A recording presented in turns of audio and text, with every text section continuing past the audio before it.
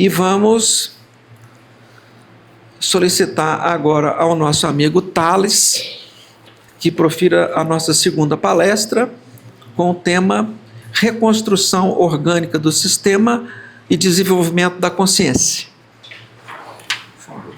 Com a bênção de Deus, para refletirmos sobre essa obra desafiadora que é a obra de Pietro Baldi, né? Todos nós que temos estudado, que temos nos debruçado sobre a sua produção e sobre a sua vida, sabemos, né, que ela nos desafia em diferentes níveis, né? Seja de entendimento, seja de compreensão, seja de traduzir em nossa vida aquilo que a gente aprende, né?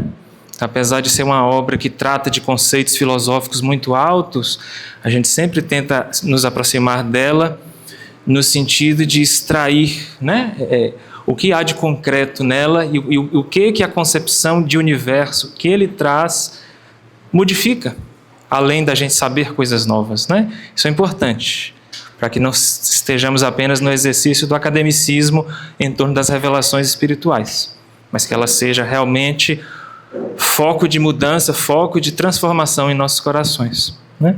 Nós escolhemos como tema essa frase gigante aí, né?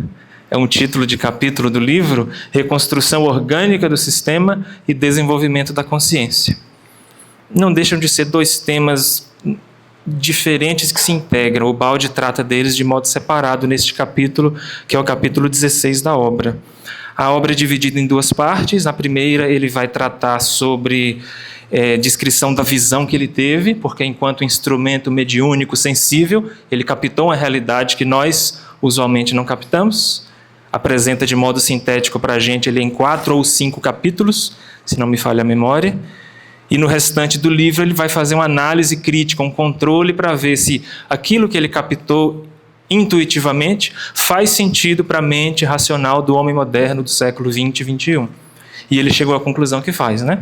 E ele apresenta para a gente como uma bênção, como uma graça, diante da qual nós temos que aprender a ser gratos, né? Como nos disse a nossa querida amiga Jo.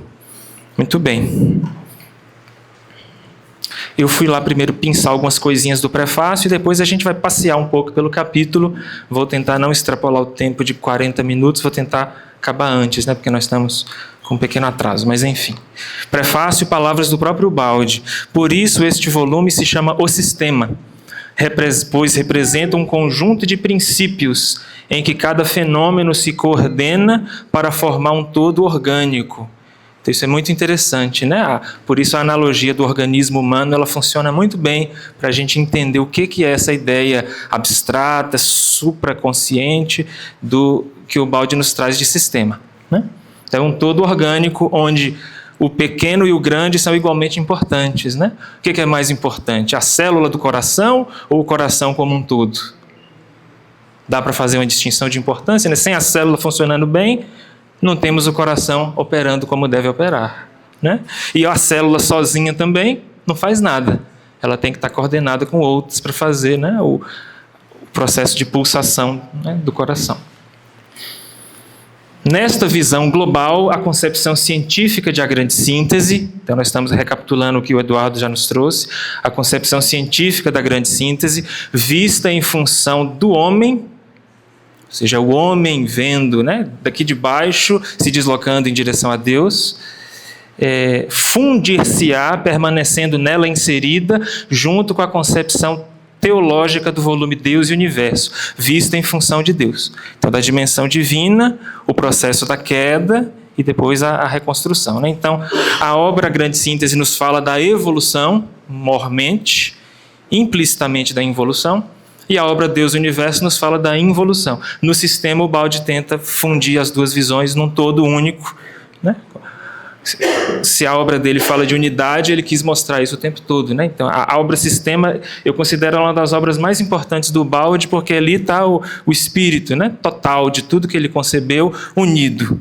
O grande ciclo involutivo, evolutivo, e as demais obras são desdobramentos, né? São derivações dessa concepção que encontramos lá no grande livro O Sistema. É justo e devemos defender as velhas verdades já conquistadas, né?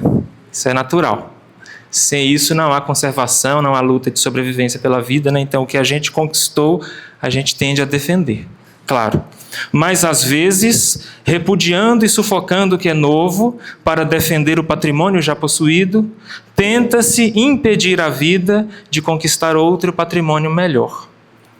Se a gente pensar no processo das revelações espirituais ao longo dos milênios, né, é isto. O judaísmo vem estabelecer uma base em Moisés, Cristo vem e constrói acima, né, por cima do que foi trazido antes, sem destruir. Isso é interessante. Cristo não vem destruir a lei, né? Primeiro capítulo do Evangelho segundo o Espiritismo. Não vem destruir, mas vem agregar elementos novos, ampliar a visão, né, descortinar horizontes. Depois vem o Espiritismo e amplia mais aspectos do cristianismo, retoma elementos que foram conspurcados no passar dos séculos. E agora a gente tem a obra de Ubaldi, que vem dar luz em ângulos que não foram tratados de maneira explícita na obra espírita. Mas nós, quando temos a oportunidade de estudar a obra de Ubaldi e buscando harmonizar com o que vemos na obra espírita, percebemos uma grande complementação. É o que muito bem enfatiza o nosso Carlos Torres Pastorino, na impressão do livro, no capítulo que ele chamou de impressão do livro Sistema, né? Que ele não via incompatibilidade entre a concepção espírita, kardecista, de Allan Kardec, e os desdobramentos dos grandes médiuns, com a concepção ubaldiana, né? Acho que isso que é o bonito da gente aprender a ver diante disso. Não são destruidores que vêm aniquilar o passado, mas são missionários que vêm tentar compor um quadro cada vez mais completo, para a gente entender, né, cada vez melhor de onde viemos e para onde estamos indo. Muito bem. Último tópico sobre o prefácio. No entanto, como é explicado neste volume, o impulso do progresso vem de Deus. Por mais que a gente queira estancar no nível de entendimento, né, as revelações vão vir. Ouça quem tiver ouvidos de ouvir, né, foi o que Jesus nos ensinou. E como tal, esse impulso é o mais forte e não pode deixar de vencer. O impulso do sistema há de vencer o impulso do antissistema. Muito bem. Então, neste livro, neste capítulo específico, Ubaldi vai falar daquilo que o Eduardo nos trouxe, que é o livro Deus e o Universo gerou muitas dúvidas, né? Dificuldade de entendimento. A gente tem o relato do Canuto Abreu, por exemplo, que é um grande estudioso espírita, o próprio Pastorino, que leram o Deus e o Universo e sentiram dificuldade de aprender tudo que estava ali, como a gente sente também quando lê. E aí o Ubaldi foi e se dispôs a dar esses cursos, né? Ele dá notícia de 3 cursos nesse livro que ele deu durante o ano de 56, um em São Paulo, um no Rio de Janeiro e um na cidade de Santos. Se eu não me engano, ele fala que é em meados de 56, né? O livro foi publicado no Natal de 56. Então, nesses cursos, ele teve a oportunidade de conversar com as pessoas e responder dúvidas, que são naturais, né, em qualquer processo de aprendizado, ainda mais diante de uma revelação nova e tão profunda como a que o Ubaldi nos traz. Então, eu não sei se as perguntas que ele está colocando aqui propriamente foram perguntas feitas por pessoas. Eu imagino que ele deve ter feito um apanhado de coisas que foram tratadas nesses cursos e sistematizou e apresentou para a gente, né? Então, nesse capítulo, ele basicamente responde 2 perguntas. A nossa ideia aqui é conversar sobre essas 2 perguntas. Então, está ali. A pergunta é grande, inclusive, né? Para o nosso mundo atual, o maior interesse se relaciona com o nosso progresso, né? Estamos aqui em progresso. Pedimos, pois, explicações acerca do fenômeno da evolução. Acerca da razão da sua existência? É uma pergunta interessante, né? Por que existe o fenômeno da evolução? De suas formas. E como ocorre a reconstrução orgânica do sistema desmoronado? Uma pergunta, né? muito ampla, né? Muito grande. Então é interessante que meu filho hoje vai perguntar para mim assim, meu filho de 5 anos, Estevão, papai, todo mundo nasceu pequeno? Falei, todo mundo nasceu pequeno. Até o Haaland, aquele jogador da Noruega, né? O gigante lá, até o Haaland. Todo mundo nasceu pequenininho, né? Aí ele perguntou, por quê?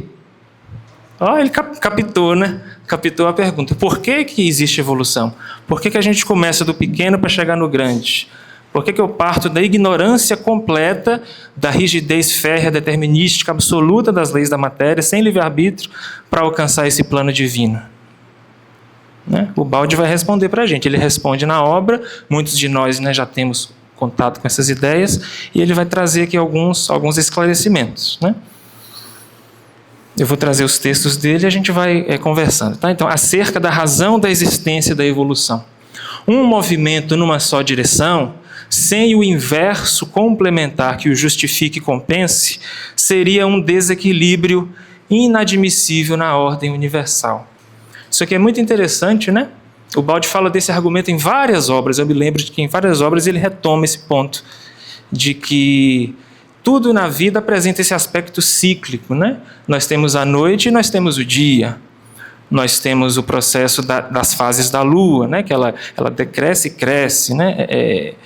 Minguante, nova, crescente, cheia. Não tem só de nova, crescente, cheia. Ela sai da cheia, vai para nova e depois volta para cheia, né? Outros exemplos que a gente pode pensar. O movimento de um pêndulo. Você pega um pêndulo, desloca ele para um lado e ele vai para o outro. Mas ele só vai para o outro porque você levou ele para o primeiro. Né? Então, todo fenômeno natural ele tem esses dois aspectos, o ir e o vir. Né? Esse ciclo completo. Se a gente pensa só num processo evolutivo, parece que a coisa está fatiada. Né? Deus cria a coisa pequenininha, a gente vai e cresce e chega nele. Mas e a outra metade que está faltando? Onde é que está? Né? Eu até trouxe essa figura aqui, eu achei ela interessante, ela é um GIF que mostra, né, um movimento circular. Quando você projeta ele ali no eixo vertical, né, o movimento circular está ali, né, a setinha ali rodando, como se fosse um ponteiro de um relógio, aí você projeta nesse eixo vertical, vira um pontinho indo para baixo e para cima, né, para baixo e para cima. E se eu pego esse pontinho para baixo e para cima e projeto isso no tempo, isso dá esse fenômeno aqui que a gente chama de uma senoide na matemática, né, uma função seno, uma função cosseno. Ela sobe e desce, sobe e desce. Se eu ligar um aparelho na tomada e medir a tensão elétrica na tomada, eu vou ver na telinha do osciloscópio um sinal igual a esse. Ora ele sobe, ora ele desce. Por que não é só partir de baixo e chegar em cima? Né? Então o Baldi fala disso, existe um equilíbrio em tudo que acontece no universo. Tudo tem esse pulsar. A gente começa pequeno e fica grande no fim da vida e morre. Depois a gente fica pequeno de novo e fica grande, né? O pulsar das reencarnações. Tanto que o Baldi fala disso lá no prefácio do Deus e Universo, que ele esperava que os espíritas tivessem facilidade de aceitar a ideia da queda por aceitarem a reencarnação. Que é esse pulsar da vida, né? A gente expande e contrai, expande e contrai. Na obra de André Luiz se fala que a gente passa por um restringimento perispiritual para reencarnar. Então, é uma condensação, uma concentração, né? E o espírito fica vinculado no zigoto lá, na união do espermatozoide com o óvulo. Olha só, foi um processo de contração, né? Que segue uma expansão, que vai vir uma nova contração, nesse repetir, desse ecoar, desse grande fenômeno cósmico que foi a involução e a evolução. E eu estou gastando muito tempo. Vamos lá. Olha o que ele fala mais. Há também um outro fato. O conceito da evolução implica no de expansão e crescimento, que por sua vez impõe a ideia de um ponto de partida do menos, ele chama de menos infinito às vezes, isto é, no negativo, deslocando-se até atingir um ponto de chegada no mais, ou seja, no positivo. Eu parto do negativo e vou para o positivo. Mas se Deus é o grande positivo, por que eu comecei no negativo? A resposta do Baldi é porque nós quisemos. Porque nós escolhemos nos evadir da ordem orgânica, da ordem inicial, original proposta por Deus. Quisemos nos fazer o centro da criação. Houve a queda, a fragmentação do sistema, ou de parte dele. E agora o nosso objetivo é retornar. Expandir de volta, né? Reconquistar aquilo que foi aparentemente perdido. Porque nada se perdeu, né? Na obra divina ela falou que Deus sempre vence, né? No prefácio o Baldi disse isso. Deus sempre vence. Em outros termos, sendo a evolução um processo de reconstrução, presume necessariamente um período precedente de destruição. Claro, né? A reconstrução não pode partir de um estado de perfeição, ou seja, não pode partir diretamente de Deus. E aqui a reconstrução ele está usando para se referir ao processo da evolução, né? Muito bem. Só se pode subir depois de ter descido. Só se pode reconstruir após haver destruído. Paulo escreve numa das cartas, né? Carta de Paulo, não sei se é aos Efésios, não subiu ao céu senão aquele que desceu do céu. Só sobe ao céu quem desceu de lá, né? Interessante. Das suas formas, tá? Então ele tratou primeiro do porquê que a evolução existe, para completar, né, esse ciclo, esse grande processo onde há a parte da involução e da evolução.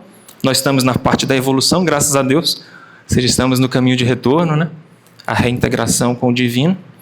Depois ele vai falar das formas, como que se dá a evolução. Eu pensei alguns parágrafos também, cara, né? O capítulo é muito grande e muito profundo. Inclusive, eu ia até falar no começo, mas eu esqueci. A obra do Baldi tem um poder especial, pelo menos eu percebo quando eu leio. Eu comecei a reler esse capítulo, foi ontem, uma releitura que eu fiz dele, num certo estado de ânimo, capítulo 16. E eu terminei de ler o capítulo, parecia que eu estava assim, nas alturas, sabe? Foi muito interessante a experiência. Falei, nossa, gente, senti uma coisa no coração diferente, uma leveza, olhando para as coisas, tendo algumas percepções diferentes. Nada assim mirabolante, mas é concreto, sabe? Muito, muito positiva a experiência. Então é interessante ver isso, né? De alguma forma aquilo toca na gente, porque tem substância, tem verdade no que a gente está lendo, né? Há conteúdo de verdade ali. Quando a gente busca, né, com sinceridade, eu acho que a gente consegue, em alguma medida mínima, né, sentir um pouquinho do que ele sentia, né, com tanta profundidade. Enfim, no plano biológico humano ocorre um fato novo, a ética, que não existe no mundo animal, né, que luta contra a animalidade para superá-la. Então, um conceito de ética, segundo Baldi, né, a luta contra a animalidade para superá-la, né? Meu impulso no trânsito é buzinar forte para quem me dá uma fechada, né? Ou ter atitudes mais agressivas. É a animalidade que vive dentro de mim. Perdão. A animalidade que vive dentro de mim, que eu preciso vencer. Eu venço a partir da ética, né? A edificação de valores morais. Ou, na visão baldiana, na reconstrução desses valores. O homem vive no meio do contraste nascido do encontro e do choque entre os princípios de dois planos biológicos diferentes. É outra ideia que o Baldi trabalha muito, né? Cada plano biológico tem a sua lei. Então, no plano vegetal e animal, né? Do vegetal para o animal conquista-se o movimento. E do animal para o humano e para o super-humano a gente está conquistando a inteligência. Inteligência nos seus múltiplos aspectos, que envolvem também o aspecto do sentimento, né? Então existem leis diferentes, né? Ao passo que é natural no mundo animal eu devorar o ser que é inferior a mim para me alimentar, né? Destruí-lo. No mundo humano a gente não deveria nos destruir uns aos outros, né? Mas a gente faz isso às vezes ainda, né? Seja em nível coletivo das guerras, ou seja em nível individual do nosso cotidiano, né? Nas nossas posturas agressivas, no extravasar do nosso egoísmo, em tantas situações. São impulsos dessa animalidade que está viva dentro de nós. Então existe uma disputa dentro da gente, né? O inferior para mantê-lo no seio da animalidade. Os dois princípios, né? O impulso inferior, o princípio inferior e o princípio superior para arrastá-lo ao seio da espiritualidade. E dentro da gente tem esse digladiar das duas forças, né? É o diabinho e o anjinho nos nossos ouvidos, né? Nos convidando a descer ou nos convidando a subir. Quanto mais um homem e um povo se harmoniza com os princípios do sistema, os princípios, né, do amor, da fraternidade, da união, tanto mais é evoluído. Quanto mais se praticam os do antissistema, mais evoluídos. Em outros termos, isso aqui eu achei muito legal, destaquei, o grau de civilização é dado pelo grau de evangelização atingido.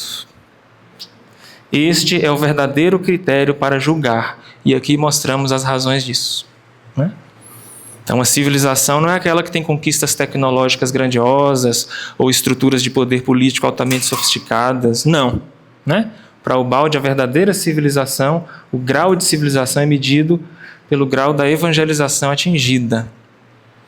E quando a gente fala de evangelização, está falando dos corações, né? Jesus fala que o reino de Deus, o sistema, é a obra divina no coração dos homens. Livro Boa Nova, Humberto de Campos, Chico Xavier. Não é? Os critérios baseados sobre domínio político ou econômico são produtos do antissistema e pertencem ao estado de involução, né? Então, o critério de estabelecer que uma nação é superior a outra por poder, ou por riquezas, ou por desenvolvimento tecnológico, não corresponde aos valores do sistema, né? Daí a gente pensa um pouco na missão do Brasil como pátria do Evangelho também, né? Trouxemos isso no outro estudo do Seminário Profecias, que é um assunto que a obra do Chico Xavier traz, mas o próprio Pietro Baldi trata disso também no livro Profecias, né? O Brasil tem essa vocação espiritual de ser a pátria do Evangelho, convidando-nos não a estar lá no topo dos desenvolvimentos científicos, tecnológicos do mundo, mas de resgate dos valores evangélicos e da importância deles, né? Não à toa, foi no Brasil que nasceram Chico Xavier, Eurípides Bassanufo, né? Ivone Pereira, podemos citar tantos outros, né? Estou aqui só no âmbito do espiritismo, e para cá veio o Baldi. Não nasceu aqui, mas entendeu que aqui era um grande celeiro de espiritualidade com o qual ele tinha tanto a contribuir. Muito bem, e o tempo está passando. Como ocorre a reconstrução orgânica do sistema desmoronado? Pois é, então houve estamos sabendo que teve uma destruição, então. Nos apartamos do reino divino, edificou-se o universo material. Beleza. Como é que a gente faz para sair daqui, né? Como é que a gente reconstrói? O homem deve aprender, deve superar sempre mais o seu separatismo e, com isso, aprender a viver coletivamente.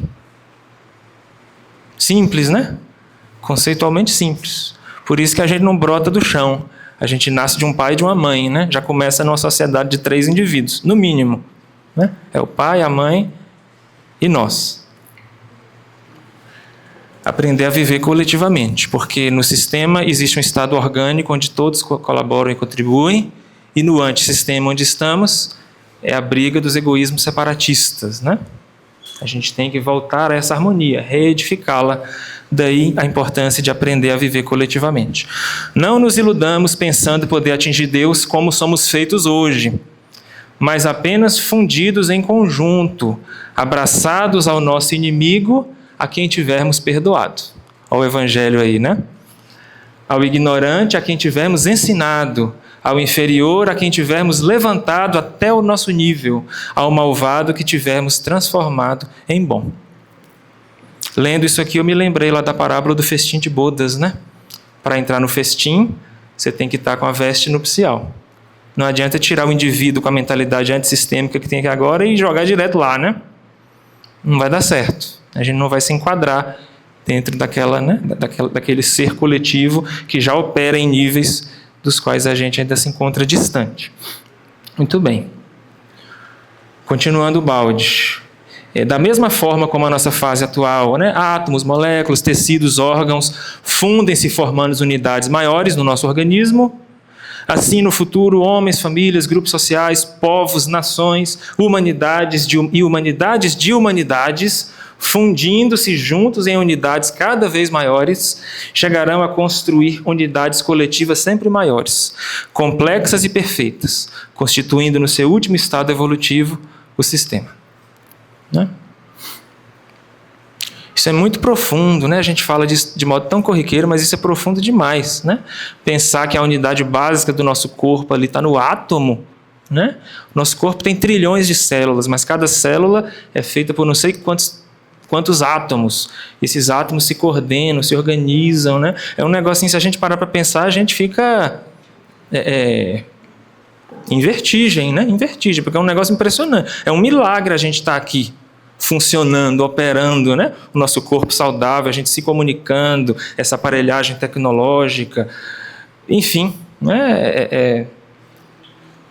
É algo que nos escapa de verdade, realmente, né? Existe uma inteligência por detrás de tudo aquilo que a gente vive que a gente não abarca. O Baldi vai falar isso, né? O átomo é tão complexo, tão profundo, tão bem comportado dentro de uma lei que a física só descobriu como ele funciona agora, no século XX. Mas o átomo em si não sabe de nada disso. Ele é totalmente inconsciente do que está acontecendo. Mas as leis que o governam estão ali, né? Atuando.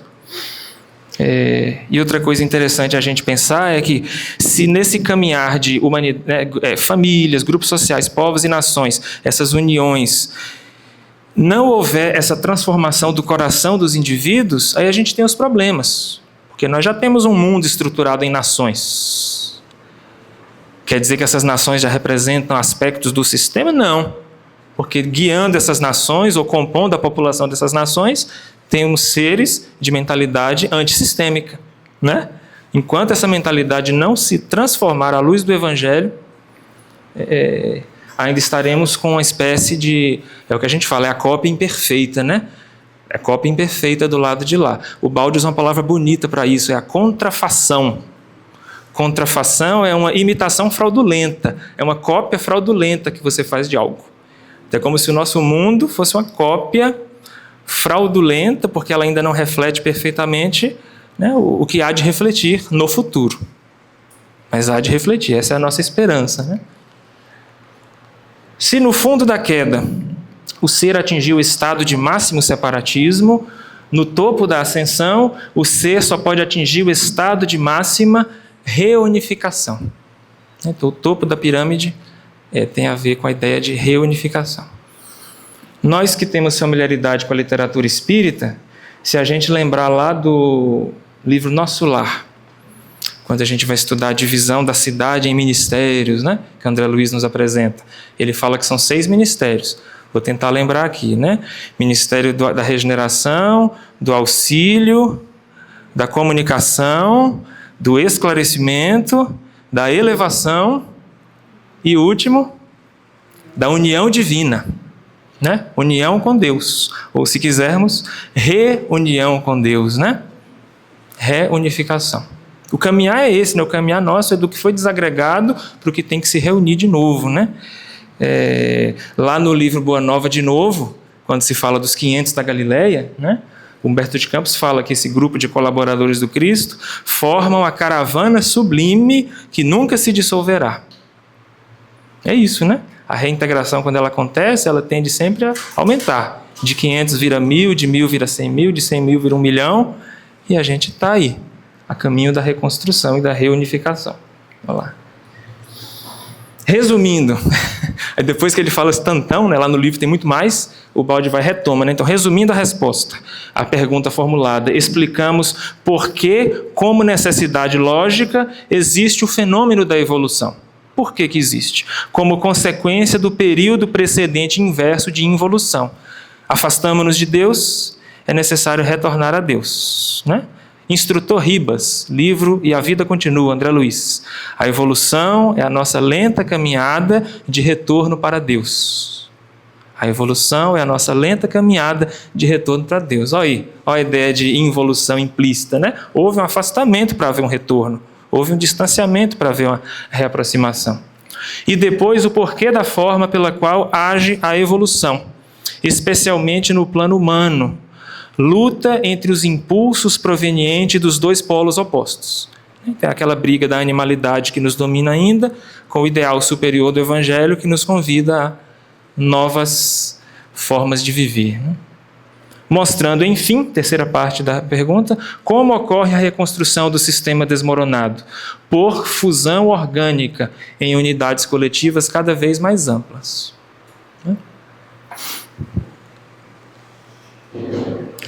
Essa foi a primeira pergunta. E são 4h12. O nosso horário oficial é até as 4h10. Vamos caminhar para encerrar? Deixa eu só pegar aqui uma coisinha no final. Oi? Continua? Continua ou não continua? Continua. Pode passar uns 10 minutos, 15 minutos? Olha lá, hein? O lanche está esperando. Os estômagos antissistêmicos também, né? Vamos lá. Enfim, foi dito na última resposta, eu nem coloquei, que para passar do animal ao super-homem, então nós estamos no meio do caminho, né? Nós somos o homem ou o ser humano, antes da gente o estado animal, depois da gente o estado, que o Baldi usa o termo de super-homem, quisermos chamar de outra nomenclatura, de anjos, né? Enfim, vou usar a terminologia do Baldi, super-homem. O homem tem de conquistar a inteligência. O que ocorrerá, pois, à nossa personalidade humana em termos de conhecimento e consciência, e que repercussões isso vai ter? Olha que interessante a pergunta. Eu achei interessantíssima, porque ele fala que da passagem do animal ao super-homem, a gente tem que conquistar a inteligência. Aí vem a pergunta. Então quer dizer que a gente não é inteligente, então? Enquanto homens? Enquanto seres humanos? É o que está pressuposto na pergunta, né? Se a gente tem que conquistar a inteligência para ser super-homem, é porque a nossa inteligência ainda não está plenamente desenvolvida. Aí a gente pensa em vários aspectos. A neurociência nos fala, por exemplo, que a gente não usa nem, 1% do nosso cérebro, né? E a gente acha que é inteligente, né? A gente sabe física quântica, né? Desenvolvemos a física quântica, a relatividade, e nossa, né? Como somos inteligentes. Mas não, né? A gente não sabe viver em harmonia com as células mais próximas a nós, que são as células do sistema que estão ali conosco, vivendo no antissistema dentro da nossa casa, né? Nossa esposa, nossos filhos, nosso marido, enfim. Então, a pergunta do Baldi, a pergunta que ele coloca é muito interessante, né? O que vai acontecer com o nosso conhecimento, a nossa consciência, conforme a gente for se reintegrando ao sistema? O que acontece? Eu achei assim, tem uns pontos muito, muito importantes nessa resposta, vou tentar tocar neles. Se precisar pular algumas coisas, eu pulo. Respondamos com outra pergunta. O que ocorreu com a queda? O que ocorreu com a queda à inteligência que dirigia o sistema? Porque o sistema é regido por uma inteligência suprema, né? E acontece a queda, a involução, o afastamento da ordem. O que acontece com essa inteligência? Continua a dirigir o antissistema para salvá-lo, né? O Filho do Homem veio para salvar aquilo que estava perdido. Palavras de Jesus, né?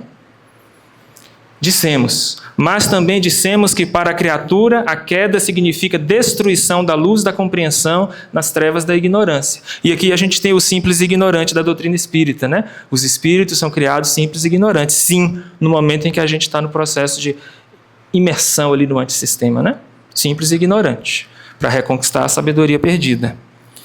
Então, quanto às qualidades cognoscitivas ou relacionadas ao conhecimento e diretivas dominantes no sistema, deve ter ocorrido o mesmo que aconteceu com a queda às outras qualidades. Então, se havia amor que unia os seres, passa a ter separatismo e egoísmo, né? Se havia fraternidade, passa a haver isolamento. Se havia inteligência, passa a haver ignorância, né?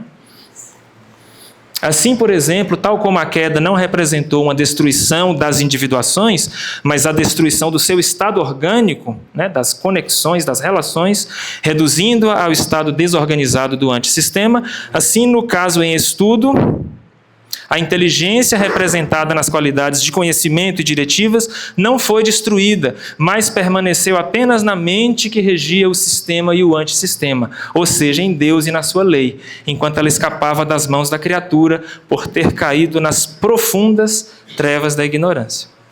E aí vem outra pergunta que a gente lembra lá do Livro dos Espíritos, questão 621. Onde está escrita a lei de Deus? Na consciência, né? A 621A. Mas se está escrito na consciência, que necessidade então havia da lei ser revelada para nós? Resposta. O ser, né, o homem, a esqueceu e desprezou. Quis, então, Deus que ela lhe fosse lembrada. Como é que esqueceu e desprezou se o começo é simples e ignorante? Né? Se o começo é na ignorância, em que momento que se esqueceu? Antes. Né? Se é que a gente pode falar em momento, né? Porque nós estamos na questão do espaço e do tempo, e a gente tenta usar a nossa linguagem para tratar dos assuntos. Então é isso, né? A gente caiu numa ignorância, num esquecimento dessa lei, e é preciso que ela seja revelada novamente. Graças a Deus, tem os grandes missionários que vêm nos lembrar disso, né, João? Conhecimento permaneceu intacto, mas só no sistema e não no antissistema que o perdeu. Cabe agora a este, em consequência da revolta, uma obediência mais dura. Por isso que a física consegue matematizar os processos, porque a obediência é dura. Eu consigo prever com exatidão um eclipse que vai acontecer daqui a, sei lá, quantas décadas ou quantos séculos, né? Porque a lei que governa agora ela é rígida, ela é férrea, né? Determinismo na matéria. Obediência ainda mais dura do que a livremente executada no sistema, por um ser consciente, o qual aceita porque compreendeu e se convenceu. E aqui é interessante, né? Porque quem está no sistema, ou quem está mais próximo do sistema, tem mais liberdade. Só que ele não se lança dessa liberdade para se revoltar contra a lei. Ele se lança da liberdade para ser obediente à lei, né? Diferente da nossa mentalidade, né? Eu quero liberdade para fazer o que eu quiser, ignorando as leis, muitas vezes. Dessa forma, a revolta produziu, como consequência, não a subversão da lei, mas a subversão dos rebeldes. Né? Eis-nos aqui, né? Os rebeldes subvertidos. Cada ato seu, criador, cada descoberta, olha que bonito, cada progresso é uma conquista de maior conhecimento da lei. E essa conquista, né, é uma libertação da escravidão dos instintos, da animalidade, do plano evolutivo anterior. Uma reconstrução de um pedacinho do sistema. Acho legal a gente pensar nisso, né? O sistema não se reconstrói quando a gente chegar lá, na plenitude dele. Ele se reconstrói pedacinho a pedacinho, né? Então, a relação de amizade que eu cultivo com alguém é a reconstrução do sistema, né? Um processo de inimizade que se transforma em amizade, reconstrução do sistema. Laços do passado que me tornava inimigo do meu filho ou de quem quer que seja, hoje viram laços de amor no seio familiar. Reconstrução do sistema. Né? Olha lá, né? A pecinha. Em cooperação, né? Peguei uma figura que tem 2 bonequinhos, não um só. Os 2 carregando junto a peça para encaixar no lugar, né? Reconstrução. Não interessa que o quebra-cabeça tenha 1 trilhão de peças. Se a gente ligar 2, né? Já foi um trabalho feito. Muito bem. Aí aqui nessa parte final, eu achei bem interessante, deixa eu ver se eu arremato aqui, o Baldi, depois que ele respondeu a segunda pergunta, ele vai aprofundar a segunda pergunta. Agora ele coloca lá no livro 3 asteriscos e depois desenvolve um textão, entrando em aspectos mais profundos, que eu achei bem interessante também. Né? Vou tentar trazer algo. 4h20. 5 minutos? Bora? Com a evolução ocorre na criatura um processo de dilatação de consciência e conhecimento, implícito no desenvolvimento de todas as individuações.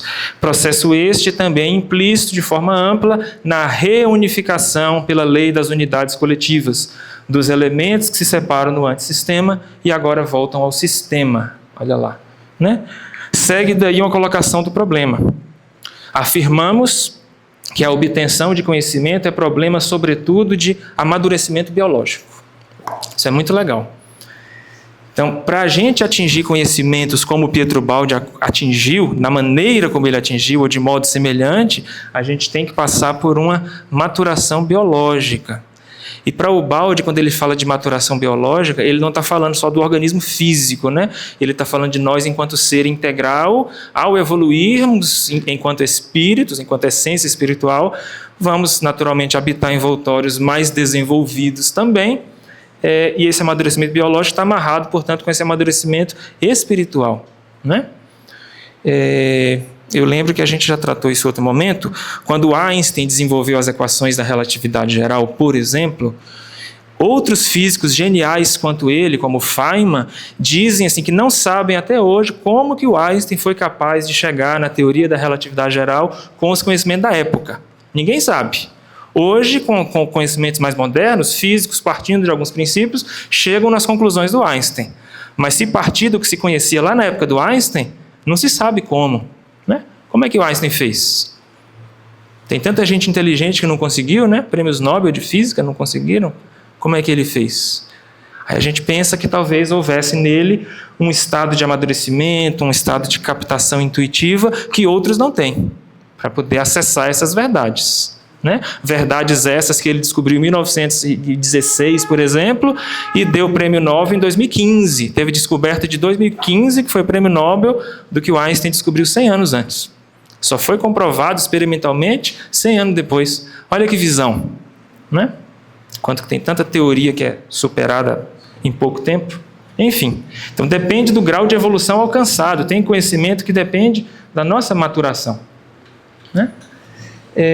Precisamos nos expandir, vou pular aqui, na forma de um novo eu universal, que dessa maneira se funde e torna a encontrar-se em todos os outros eu do universo.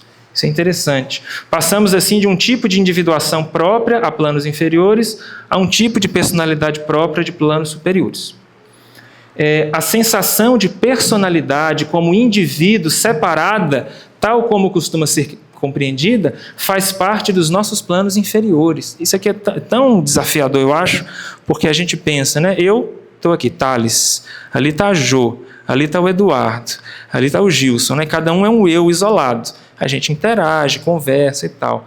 Mas o que o Baldi dá a entender é que vai chegar um momento em que vai haver um nível de comunhão tão grande entre nós que um pouco dessa separação desses eus, ela vai se tornar um tanto quanto nebulosa.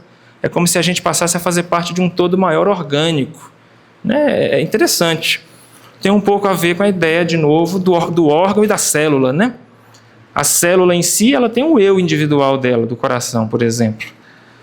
Mas o coração, ele é um todo maior. O coração é um órgão que tem uma função que a célula sozinha não tem, né? Mas aquele todo ali tem um eu superior que faz parte dele. E como é que fica o eu da célula agora, se tem um novo eu superior? Olha como é que é desafiador para a gente entender isso, né? Mas é bem interessante também. Conceber o nosso eu egoisticamente, separado do todo, seria apenas uma qualidade do nosso plano. Quanto mais se sobe para o sistema, mais ocorre uma fusão em unidade. Eu até trouxe esse diagrama rapidinho aqui do Ascese Mística, né, que eu gosto muito dele. Aqui coloca os planos evolutivos, né, diferentes, e cada indivíduo seria um círculozinho aqui, né? Então eu tenho 4 círculos isolados. Opa! Passei de nível, né, o círculo aumentou. Passei de nível evolutivo, o círculo aumentou e começou a tangenciar. Olha lá. Passei de nível, os círculos se interpenetram. Passou, interpenetra mais ainda. Passou, olha lá, os 4 círculos estão ali, quase coincidindo. Continua tendo os 4 círculos. Só que eles formam um eu maior, né? Uma entidade, um ser novo, não sei nem como é que eu denomino isso, né? Então, quando a gente vê lá o balde, por exemplo, receber a mensagem do Natal, e a mensagem do Natal, a voz fala assim, né? Não queiras individuar-me, você não poderia. Ninguém poderia. Será que não é por causa disso? Porque quem está falando ali é um coletivo de seres. A gente tem a figura do Cristo presente de modo mais intenso, né? Mas não seria um coletivo de seres que está trabalhando com ele? Para a gente pensar. Transforma-se então a vida num amplexo universal, está acabando, no qual se abraçam todas as criaturas irmãs. Tudo isso unificado em redor do centro supremo que é Deus. Beleza, passar. A evolução, portanto, transforma as nossas capacidades de conhecimento. Caminhamos numa estrada em ascensão, não sabemos que perspectivas poderá ela dar-nos amanhã, né? Conosco caminha o universo. A gente não sabe, né, como é que a gente vai acessar as verdades daqui a 100, 200, 300, 400 anos. A gente está achando que vai ser igual é hoje, né? Talvez a gente se engane muito, né? O pessoal do século XVI, XVII não fazia ideia de como é o mundo do século XX e XXI. Certamente nós não fazemos ideia de como vai ser o mundo do século 24 e 25, né? Que poderá, olha lá, é certo ser o universo todo vibrante, aqui para acabar de verdade. Mas de quais vibrações? Que nos poderão revelar amanhã o que ainda não é conhecido? Que poderá nos revelar o nosso contínuo aumento de sensibilidade? Que veremos quando pudermos ter uma percepção diferente? O balde já tinha, né? Ele está se pondo junto de nós por humildade aqui. Mas o que a gente vai poder? Como pensaremos quando soubermos pensar diferente? O que veem os seres que percebem de outra maneira? Né? Como percebe a vida um Chico Xavier? Como percebe a vida um Pietro Baldi? Né? A gente não sabe, a gente não experimentou, né? Como bem Eduardo falou. Podemos imaginar o universo perceptível e concebível de formas infinitas. Quem sabe quantos apelos chegam para os quais somos surdos? Quem sabe quantos colóquios poderiam estabelecer-se, mas não temos ouvido e não sabemos responder? Não sabemos que mundo poderá ser nos revelado, se o homem puder superar os limites atuais de suas capacidades perceptivas. O certo é sermos nós mesmos, que com a nossa natureza e o nosso grau de evolução, estabelecemos os limites do nosso conhecimento. Muitos outros continentes, além dos da Terra, devem ainda aguardar serem descobertos no mundo do Espírito. Então, nem o balde deu a última palavra para a gente, né? Ele está nos ajudando a empurrar para a gente se abrir a novos conhecimentos. Mas vai vir muita coisa, né? Até a gente chegar em comunhão plena com, né, o nosso Divino Mestre, o nosso Senhor. Peço desculpas pelo adiantado horário, que Deus nos abençoe. Bom lanche para todo mundo.